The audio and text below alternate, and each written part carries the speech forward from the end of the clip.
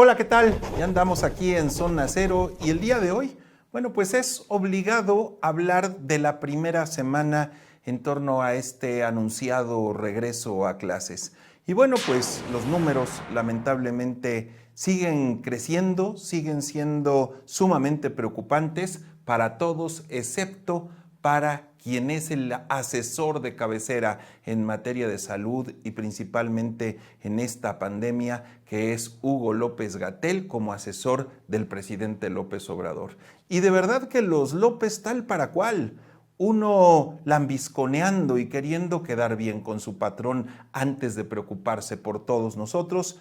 Y por el otro lado, un tipo obsesionado con el poder, con sus caprichos, con sus obsesiones y con lo que él considera que debe de ser, pero no para el bien de México ni para el bien de los mexicanos, sino para el bien de su proyecto político, que prácticamente es un proyecto personal.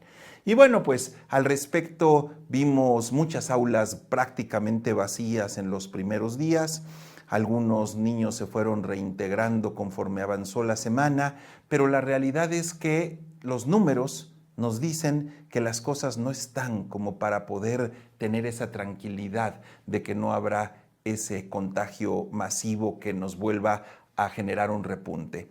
Y bueno, pues llevamos prácticamente 2 semanas en el que diariamente estamos rondando los 1000 fallecimientos diarios. El miércoles pasado, para no ir lejos, llegamos a 1177 mexicanos fallecidos en un solo día. Y bueno, pues Hugo López-Gatell insiste que no está comprobado que las nuevas cepas sean más contagiosas, pero que sobre todo sean más peligrosas. Las variantes del virus SARS-CoV-2 van a seguir apareciendo y ahora se está numerando con estas letras griegas. Efectivamente, en México, igual que en por lo menos una docena de países, ya se ha identificado la variante lambda. Al igual que comentamos con la variante Delta, que en su momento cobró gran popularidad, no existe ninguna demostración de que estas nuevas variantes tengan mayor agresividad, que causen más daño, que causen una mayor probabilidad de que las personas terminen en el hospital o pierdan la vida. Y bueno, pues yo nada más hago una reflexión rápida en la que no hay que ser un experto médico. Si tenemos a un número importante de la población, sobre todo que es la más vulnerable, ya vacunada o cuando menos con una dosis, muchos de ellos, y si hay menos contagios como ellos dicen, ¿por qué el número de muertos sigue siendo tan alto si las personas que no están vacunadas son más jóvenes? Evidentemente es porque se confirma lo que han dicho los especialistas de otras partes del mundo, en donde nos están diciendo, señores, sí es más peligrosa, sí es más agresiva y sí resulta más mortal. Y bueno, pues al único que no le cae el 20 es al doctorcito Hugo López-Gatell, y eso se convierte en música para los oídos de López Obrador, que lo que quiere es decir que han vencido la pandemia, pese a que seamos uno de los países con mayor índice de mortalidad en el mundo entero. Así que, bueno, pues las cosas sí son para preocuparse, y sobre todo porque quienes se están enfermando hoy por hoy son los jóvenes, y los jóvenes también están cayendo en estado de gravedad y algunos de ellos muriendo.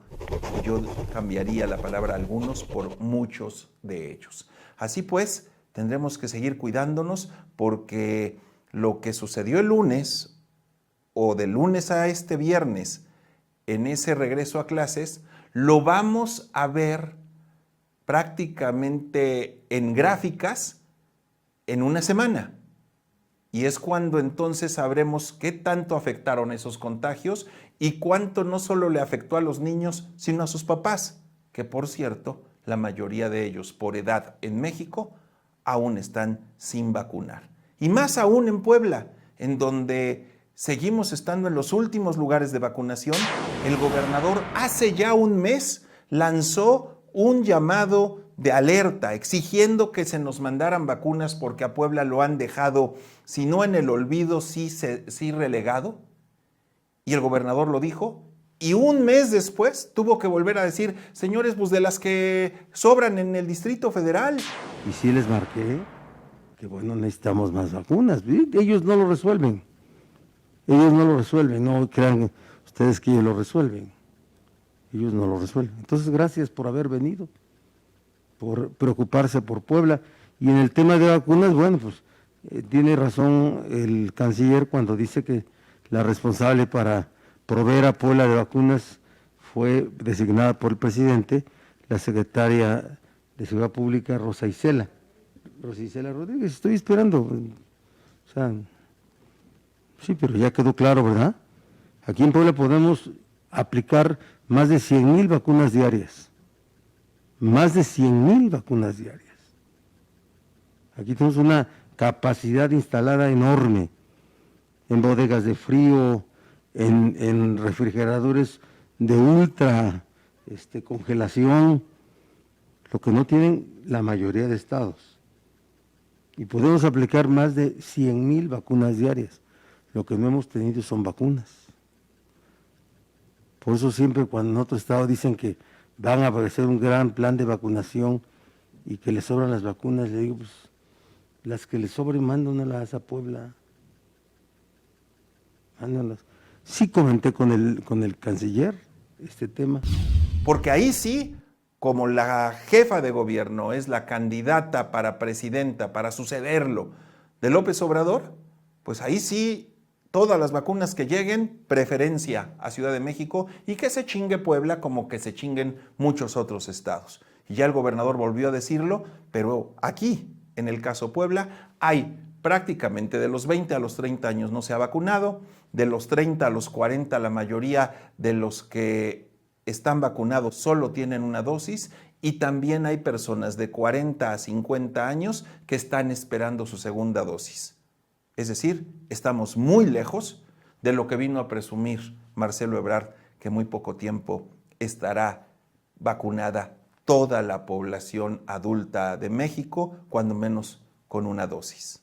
Pues de lengua me como un plato porque la verdad es que andan ellos en campaña, andan inaugurando oficinas. De cuando acá la oficina de pasaportes es motivo para que venga el canciller. No, vino a hacer campaña, vino a hacer política, como Sheinbaum también lo hizo en la toma de posesión de la gobernadora de Tlaxcala, por ejemplo.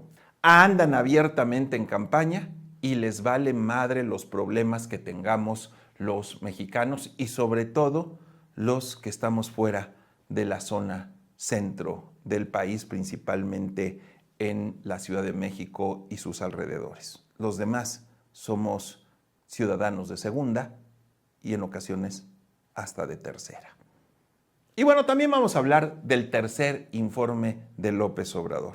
Un informe plagado de verdades a medias o de frases no comprobables o lo que no hay que darle vueltas, pues se le deben llamar mentiras. 88 mentiras documentó Spin, que además Spin también ya hizo una suma de las mentiras que ha dicho a lo largo de todas sus mañaneras y ya rebasan las 61,000 mentiras. Por supuesto que no es tan creativo como para que todas sean mentiras diferentes. Algunas son repetidas y que tal pareciera que como buen mitómano las repite tanto para convencerse y volverlas realidad, cuando menos en su mente. Pero pues tristemente él da como una promesa de campaña cumplida el haber acabado, por ejemplo, con la corrupción. Vaya ridiculez cuando estamos viendo pues la gran cantidad de acciones ya documentadas por diferentes medios en donde la corrupción sigue siendo el pan de cada día en este país. Y hablar, por ejemplo, de recuperación del empleo, no, lo que estamos teniendo pues es un simple repunte después de que tuvimos una caída histórica en el número de desempleo en este país. Y en el tema de los niños con cáncer, él también como promesa de campaña dijo que para estas alturas tendríamos ya una cobertura total y que no habría un solo mexicano sin derecho a la atención médica. Bueno, pues los números dicen lo contrario, que se aumentó el número de personas sin acceso a esa posibilidad y a ese derecho que tienen todos de ser atendidos médicamente. Y así como esas, las de inseguridad ya que les cuento, y todos estos proyectos frustrados y en donde nos van a costar muchísimo más de lo anunciado, como Dos Bocas, por ejemplo, como el aeropuerto Felipe Ángeles, y lo que también nos va a costar una refinería que fueron a comprar a Texas, allá en Estados Unidos, y que pues evidentemente nunca nos dijeron que estaba en quiebra y que tan solo este año perdió millones y millones de dólares mismos que nos costarán a todos nosotros. Y vaya, podríamos seguir y seguir, pero al final el señor está empecinado en mantener el poder para la 4T y cueste lo que cueste, así tenga que seguir regalando dinero a través de los programas sociales, que son un barril sin fondo, porque no está generando que la economía se mueva.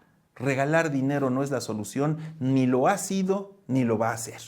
Es un tema que evidentemente está relacionada con los gobiernos populistas que han sido un auténtico fracaso, esos esquemas de gobierno que hay en muchos países de América Latina y que vamos que volamos para esa posición y esa condición de desastre económico que nos llevará a la bancarrota. Pero el señor dice que las cosas van muy bien y, bueno, pues su tercer informe está diciendo que hechos, no palabras, y la verdad es que los hechos nos dicen que el país está prácticamente de cabeza. Y ya por último, les comento que en el Senado se pusieron de acuerdo y cuando menos la pregunta que se va a hacer para la revocación de mandato será la correcta. ¿Está usted de acuerdo en que renuncie el presidente porque ha perdido usted la confianza en él? Palabras más, palabras menos, es ese el fondo de la pregunta, en lugar de que fuera una ratificación de mandato. Creo que se avanzó en ese sentido y bueno, pues vamos a ver cómo se prepara esa acción en donde los ciudadanos, a través de la consulta pública, tendremos la oportunidad de decir si queremos que se vaya o que acabe con su sexenio y de paso con el país. Yo ahora los invito para que la próxima semana estemos juntos aquí en Zona Cero, pero por supuesto les insisto y les recuerdo que debemos cuidarnos porque estamos en un momento muy delicado con una cepa circulando en todo el país, que es la Delta, de la cual aún no conocemos sus verdaderos alcances y en donde pues lo que hoy es preocupante podría convertirse en catastrófico. Así que cuidémonos todos y así le ayudamos al país y le ayudamos a todos los seres a los que queremos. Yo ahora los invito a que me sigan en las redes sociales y que estén conmigo la próxima semana.